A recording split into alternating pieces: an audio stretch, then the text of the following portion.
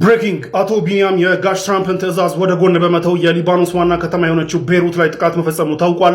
ባለፈው ሳምንት እንግዲህ አቶ ቢንያም የሚያዘውን ሰራዊት የእስራኤል ዲፌንስ ፎርስ ኦር ኦፌንስ ፎርስ የሚባለውን ወራሪ ሰራዊት ማለት ነው የሊባኖስ ዋና ከተማ የሆነችው ቤይሩት ላይ ጥቃት እንዲፈጽምና ወረራ እንዲፈጽም ማዘዙን ተከትሎ የኢራን ሪቮሉሽነሪ ጋርድ ይህንን እስራኤል የምታደርግ ከሆነ ደቡባዊ እስራኤልን በሙሉ ጀሃነም አደርገዋለሁ ብሎ መዛቱ የሚታወቅ ነው። ይህንን ተከትሎ ጦርነቱ እንደ አዲስ ኢግናይት ያደርጋል ብሎ የሰጉት ዶናልድ ትራምፕ አቶ ቢንያም ጋር ደውለው መሳደባቸውና ማስጠንቀቅ ቸውን ነግሬያችሁ ነበር። ያ ብቻ ሳይሆን አቶ ቢንያምን ይህንን ጥቃትን ማታቆም ከሆነ ብሎ አስጠንቅቀው ሲያበቁ የአቶ ቢንያም ሚስት ሳራ ኔታንያሁ ጋርም ደውለው ባልሽ የተከሰሰበትን የሙስና ወንጀል ተከትሎ እስር ቤት እንዲማቀቅ ሳላደርገው በፊት እንዲሁም ልጅሽን ከአሜሪካ ሳላባርና ሀብትሽን ፍሪዝ ሳላደርግ በፊት ይህንን እብድ ሰው ያስቁሚ ብሎ ማስጠንቀቁን ነግሬያችሁ ነበረ። ይህንን ተከትሎ እንግዲህ አቶ ቢንያም ቤይሩት ላይ ያደርጉት የነበረውን ጥቃት ኢሚዲየትሊ ያቆመው ነበረ ባለፈው ሳምንት። ነገር ግን በዚህ በኩል የዶናልድ ትራምፕን ጫና ሰምተው ቢያቆሙም ግን በሀገር ውስጥ ደግሞ አንድ የሀገር መሪ ሆነ ሳለ ለሀገርህ የሚጠቅም ፖሊሲ የምትወስነው አንተ ሆነ ሳለ ከሌላ ፎሬን አገር ወር ከሌላ ውጭ አገር መሪ ትዕዛዝ ሲመጣል የምትቀበል ከሆነ ሉዓላዊነታችን አስደፍረሃል የሚል ጫና ተነስቶባቸው ነበር።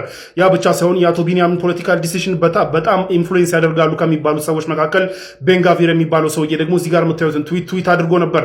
ኢትስ አባውት ታይም ዶናልድ ትራምፕን ከዚህ በኋላ አያገባህም ኖ ልንለው የሚገባበት ሰዓት ደርሷል ብሎ ነበር። ከሀገር ውስጥ ሉዓላዊነታችን አስደፈርክ አንተ ለሀገር የሚጠቅመው የሀገር መሪ ሆነ ሳለ ውሳኔውን ፋይናል ውሳኔ መወሰን ያለብህ አንተ ሆነ ሳለ እንዴት ከፎሬን አገር ከሌላ አገር የመጣ ትዕዛዝ ተቀብለህ ታስፈጽማለህ የሚል ጫና የበዛባቸው አቶ ቢንያም ከሰዓት በፊት እንግዲህ የሊባኖስ ዋና ከተማ የሆነችው ቤይሩት ላይ ጥቃት ፈጽመዋል። ይህንን ጥቃታቸውን ግን ለዶናልድ ትራምፕ ኦፊስ አሳውቄ ነው የፈጸምኩት ቢሉም እስካሁን ድረስ ከዶናልድ ትራምፕ ኦፊስ የተነገረ ነገር የለም። ዶናልድ ትራምፕ ግን ከሰዓት በፊት ተናገሩት ተብሎ በወጣ ሪፖርት ግን ከኢራን ጋር ድርድር ላይ ለመድረስ ጫፍ ላይ መድረሳቸውን ያሳወቁት። በጣም ሜጀር የሆኑ ነገራቶች ላይ ስምምነት ላይ ደርሰናል፣ ትንሽ ነገር ላይ ነው የቀረን ነው ያሉት።